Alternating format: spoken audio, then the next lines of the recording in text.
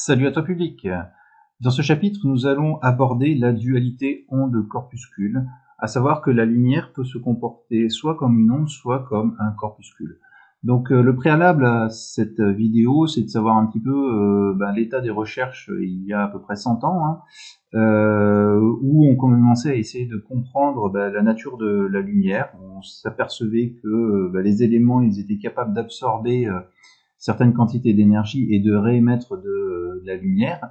Et à partir de là, Einstein, il a énoncé ce principe-là. Donc l'énergie d'un rayon lumineux se propageant depuis un point source n'est pas distribuée de façon continue dans l'espace, de plus en plus grand, mais consiste en un nombre fini de quantas d'énergie qui sont localisés en certains points de l'espace, se déplaçant sans se diviser, et qui peuvent seulement être produits ou absorbés par une unité entière. Et il les baptisa des photons. Alors l'image, le modèle que l'on se donne souvent du photon, c'est une petite bille. Alors il faut évidemment considérer que cette petite bille-là va transporter de l'énergie et qu'elle n'a pas de masse. Cependant, le modèle du photon a longtemps été considéré comme une hypothèse théorique provisoire et non comme un modèle censé décrire la nature de la lumière. Donc finalement, c'était un modèle, on cherchait à vérifier la véracité de ce modèle, est-ce qu'il est valide ou pas valide, et donc il y a des expériences qui ont été menées à cette époque-là pour essayer de valider le caractère corpusculaire, est-ce que ces photons ils existent ou pas, ou le caractère ondulatoire de la lumière. Et on va voir dans ce chapitre que la lumière possède ces deux caractéristiques, et corpusculaire et ondulatoire.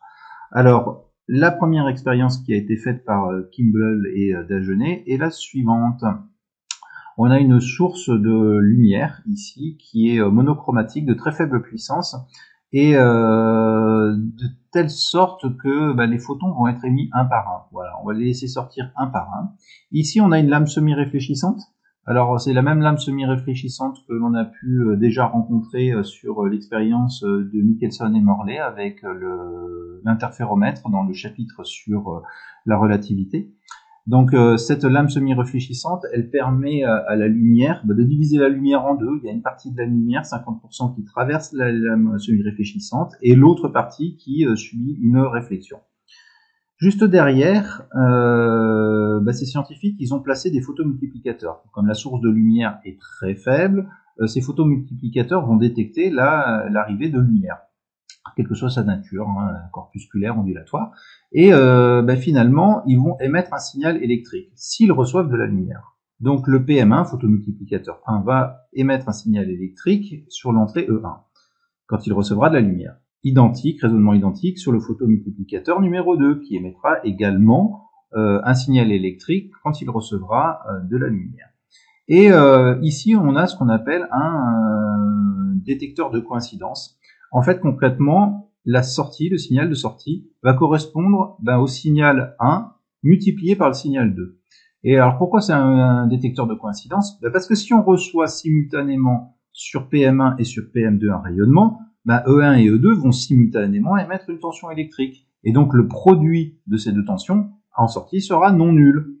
Par contre, si on reçoit de la lumière uniquement sur le photomultiplicateur 2, mais pas sur le photomultiplicateur 1, photomultiplicateur 2 aura une tension non nulle, mais le photomultiplicateur 1, lui, va fournir une tension nulle. Donc le produit des deux sera une tension nulle. C'est pour ça qu'on appelle ça un détecteur de coïncidence.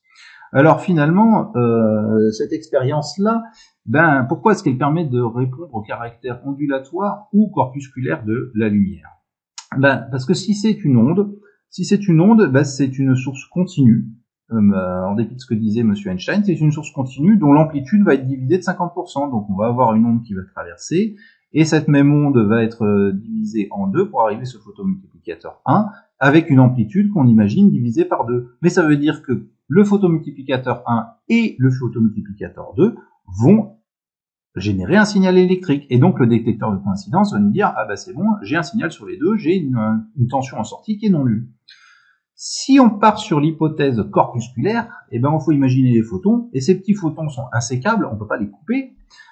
Soit ils vont sur le photomultiplicateur 1, soit ils traversent la lame semi-réfléchissante pour aller sur le photomultiplicateur 2. Et du coup, il n'y a pas de simultanéité. Je te rappelle, la source, c'est une source de photons unique. Donc le photon, quand il sort, il a le choix soit de monter, soit d'aller à droite.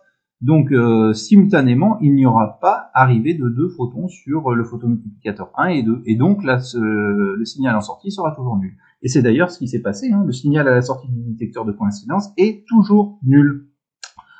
Alors sur la diapo suivante, on va essayer de représenter ça de manière schématique, hein, pour essayer de bien comprendre.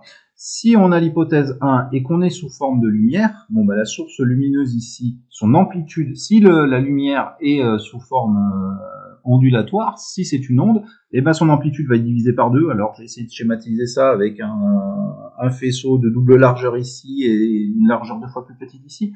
Alors on est d'accord, on parle pas de largeur faisceau, on parle d'intensité lumineuse qui va être divisée par 2 sur le photomultiplicateur 1 et photomultiplicateur 2. Dans ce cas-là, ben, si c'est une onde, concrètement, on doit avoir une simultanéité entre les deux. Ce n'est pas le résultat de l'expérience. Donc, cette expérience-là ne montre pas le caractère ondulatoire de la lumière.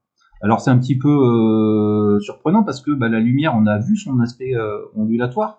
Et d'ailleurs, une des expériences qui permet de montrer son aspect ondulatoire, c'est les interférences. Hein. Les franges d'interférence avec la bifante de Young, qu'on a vu dans le chapitre sur les ondes, ou même le phénomène de diffraction. Si la lumière peut être diffractée, alors elle se comporte comme une onde. Donc elle a un comportement ondulatoire. Mais là, ce comportement ondulatoire, il n'est pas visible.